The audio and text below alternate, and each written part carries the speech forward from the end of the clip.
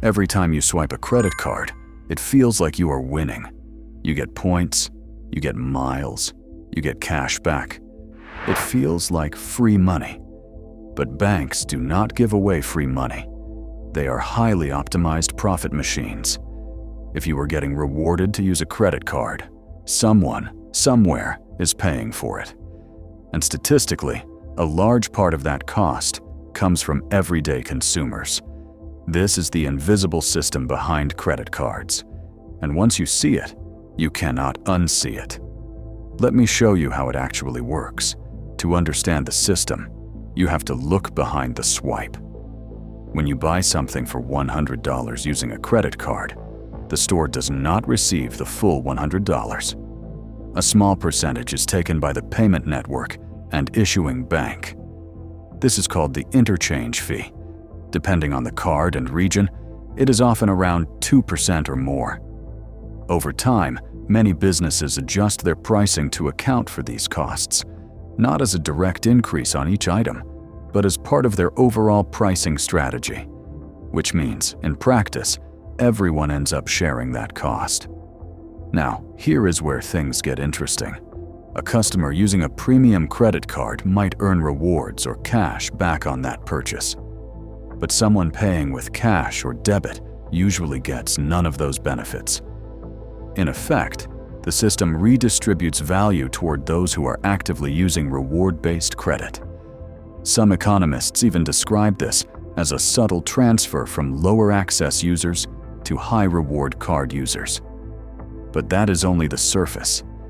The real engine of profit is not the fee, it is behavior. When you hand over physical cash, your brain feels the loss immediately. There is friction. But when you tap a card, that friction almost disappears. Spending feels easier, less real.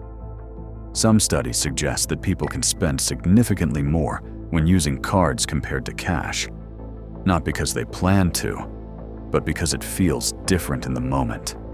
And that is where the system shifts. You start buying things you would have hesitated to buy with cash. Small decisions, repeated over time. Then the bill arrives, and the system offers you an option. Minimum payment. It looks manageable. It feels safe. But mathematically, it is one of the most expensive choices you can make. Let's make this real. Imagine you buy something for $5,000. Your card has an interest rate of around 20%. Instead of paying it off, you only pay the minimum each month. At first, it feels under control. Maybe $100, maybe a little more. But most of that payment is not reducing your debt. It is paying interest. Month after month, the balance barely moves. Years pass. And by the time you finally pay it off, that $5,000 purchase could cost you $10,000 or more. Not because you bought something expensive, but because you bought time. And time, inside this system, is what costs the most. The exact numbers depend on the card. But the pattern is always the same. Interest becomes the real product. And this is where the system quietly splits. One group uses credit cards for convenience and rewards. They pay their balance in full every month. They never pay interest. The other group carries a balance. Month after month, they pay the interest. And that interest is what funds the entire reward ecosystem.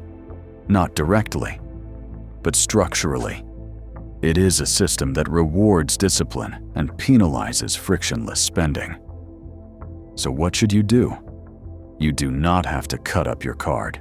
You just have to change how you use it. Treat it exactly like cash. If the money is not already in your account, you do not spend it. No exceptions.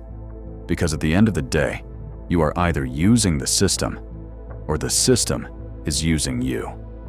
Banks rely on complexity, on habits, on small decisions repeated over time. But once you understand the rules, you are no longer an easy customer. If you want to keep learning how money systems really work, subscribe to Capital Mind. And if you think this is interesting, Wait until you see how banks make money from your actual bank account. Click the video on your screen. Build smart. Earn smarter.